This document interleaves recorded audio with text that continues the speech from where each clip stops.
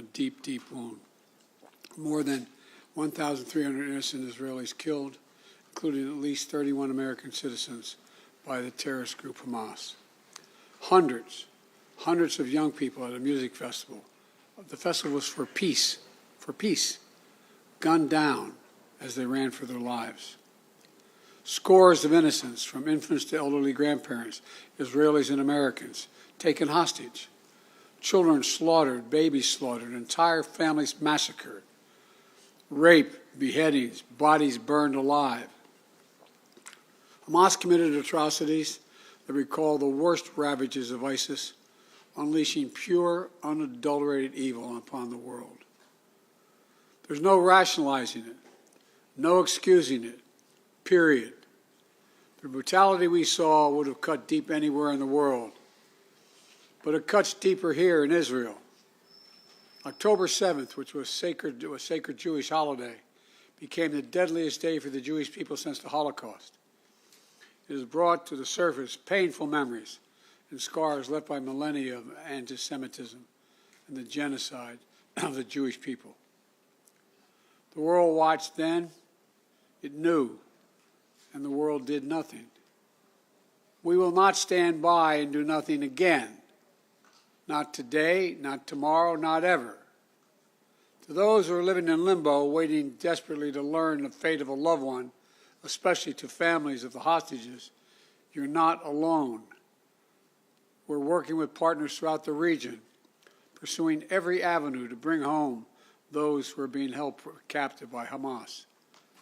I can't speak publicly about all the details, but let me assure you, for me, as the American president, there's no higher priority than the release and safe return of all these hostages.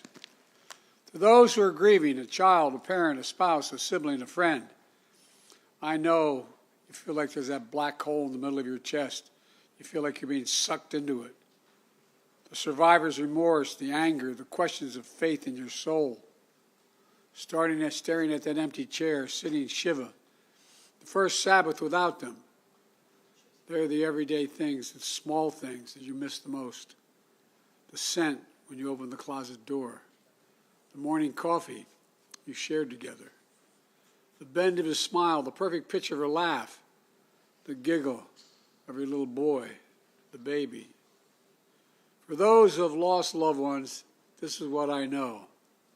They'll never be truly gone. There's something that's never fully lost. Your love for them and their love for you. And I promise you, you'll be walking along some days and say, what would she or he want me to do? You smile when you pass a place that reminds you of them. That's when you know. When a smile comes to your lips before a tear to your eye, that's when you know you're going to fully make it. That's what will give you the fortitude to find light in the darkest hours. When terrorists believe they could bring you down, bend your will, break your resolve. But they never did and they never will. Instead, we saw incredible stories of heroism and courage, of Israelis taking care of one another, neighbors forming watch groups to protect their kibbutz, opening their homes to shelter survivors, retired soldiers running into danger once again, civilian medics flying across rescue missions, and off-duty medics at the music festival caring for the wounded before becoming a victim himself.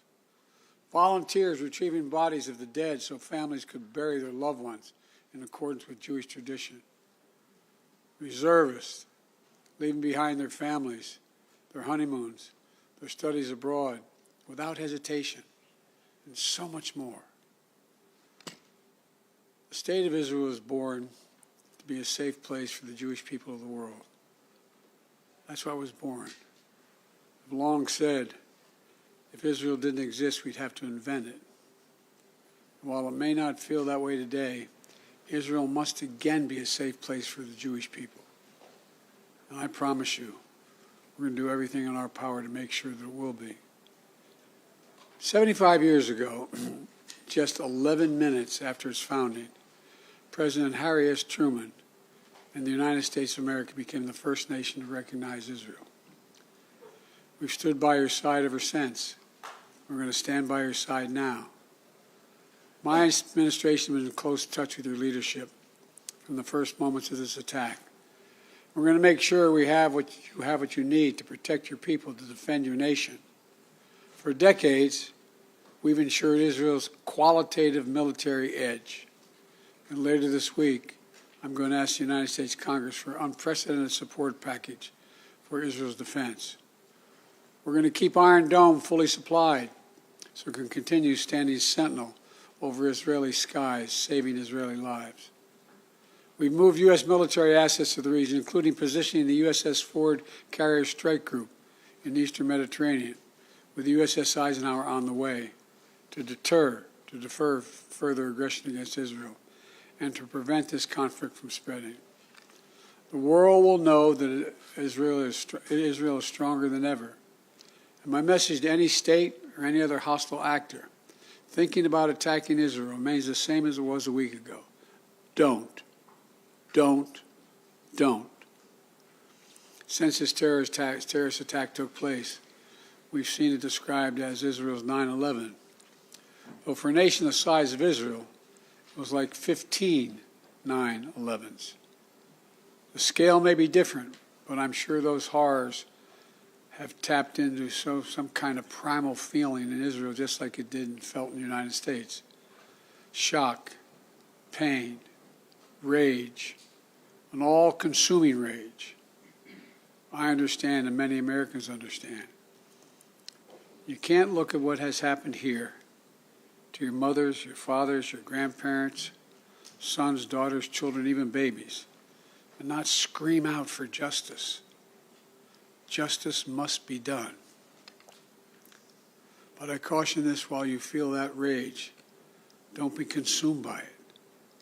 After 9/11, we were enraged in the United States. While we sought justice and got justice, we also made mistakes. I'm the first U.S. president to visit Israel in time of war. I've made wartime decisions. I know the choices are never clear or easy for the leadership. There's always cost, but it requires being deliberate. It requires asking very hard questions. It requires clarity about the objectives and an honest assessment about whether the path you're on will achieve those objectives. The vast majority of Palestinians are not Hamas. Hamas does not represent the Palestinian people. Hamas uses innocent families in Gaza as human shields, putting their command centers, their weapons, their communications tunnels in residential areas. Palestinian people are suffering greatly as well. We mourn the loss of innocent Palestinian lives like the entire world. I was outraged and saddened by the enormous loss of life yesterday in the hospital in Gaza. Based on the information we've seen to date, it appears the result of an errant rocket fired by a terrorist group in Gaza. The United States unequivocally stands for the protection of civilian life during conflict, and I truly grieve for the families who were killed or wounded by this tragedy. People of Gaza need food, water, medicine, shelter. Today I asked the Israeli cabinet, who I met with for some time this morning, to agree to the delivery of life-saving humanitarian assistance to civilians in Gaza, based on the understanding that there will be inspections and that the aid should go to civilians, not to Hamas. Israel agreed the humanitarian assistance can begin to move from Egypt to Gaza. But let me be clear: if Hamas diverts or steals the assistance, they will have demonstrated once again that they have no concern for the welfare of the Palestinian people. And it will end. As a practical matter, it will stop the international community from being able to provide this aid. We're working in close cooperation with the government of Egypt, the United Nations, and its agencies like the World Food Program and other partners in the region to get trucks moving across the border as soon as possible. Separately, I ask Israel that the global community demand that the International Red Cross be able to visit hostages. I just demanded that the United States fully supports. Today, I'm also announcing $100 million in new U.S. funding for humanitarian assistance in both Gaza and the West Bank. This money will support more than 1 million displaced and conflict-affected Palestinians, including emergency needs in Gaza. You are a Jewish state. You are a Jewish state, but you're also a democracy. And like the United States, you don't live by the rules of terrorists. You live by the rule of law. And when conflicts flare, you live by the law of wars. What sets us apart from the terrorists is we believe in the fundamental dignity of every human life. Israeli, Palestinian, Arab, Jew, Muslim, Christian, everyone. You can't give up what makes you who you are. If you give that up, then the terrorists win, and we can never let them win. You know, Israel's a miracle, a triumph of faith and resolve and resilience over impossible pain and loss. Think about October 7th, the Jewish holiday, where you read about the death of Moses, a tragic story of a profound loss to an entire nation, a death that could have left hopelessness in the hearts of the entire nation. But though Moses died, his memory, his message, his lessons have lived on for generations of the Jewish people as well as many others, just as the memory of your loved ones will live on as well. After reading the story of Moses' death, those who observed the holiday began reading the Torah from the very beginning. The story of creation reminds us of two things. First, that when we get knocked down, we get back up again, and we begin anew. And second, when we're faced with tragedy and loss, we must go back to the beginning and remember who we are. We are all human beings, created in the image of God with dignity, humanity, and purpose. In the darkness, to be the light unto the world is what we're about. You inspire hope and light for so many around the world. That's what the terrorists seek to destroy. That's what they seek to destroy. Because they live in darkness, but not you, not Israel. Nations of conscience like the United States and Israel are not measured solely by the example or power. We're measured by the power of our example. That's why, as hard as it is, we must keep pursuing peace. We must keep pursuing a path so that Israel and the Palestinian people can both live safely, in security, in dignity, and in peace. For me, that means a two-state solution. We must keep working for Israel's greater integration with its neighbors. These attacks have only strengthened my commitment and determination and my will to get that done. I'm here to tell you, the terrorists will not win. Freedom will win. So let me end where I began. Israel, you're not alone. The United States stands with you. I've told the story before, and I'll tell it again, of my first meeting with an Israeli prime minister 50 years ago as a young senator. I was sitting across from Golda Meir at her desk in her office. And she had a guy who later became prime minister, sitting next to me, just before the 1973 Yom Kippur War. And she flipped the maps up and down, telling me how bad things were and how terrible they were. All of a sudden, she looked at me and she said, "Would you like a photograph?" I looked at her. She got up from her desk and walked out into that hallway. I think it's marble flooring. Walked out in the hallway. We walked out and there were a bunch of photographers standing in front of us. We were standing shoulder to shoulder. Without her looking at me, she said to me, knowing I'd hear her, "Why do you look so worried, Senator Biden?" And I said, "Worried? Like, of course I'm worried."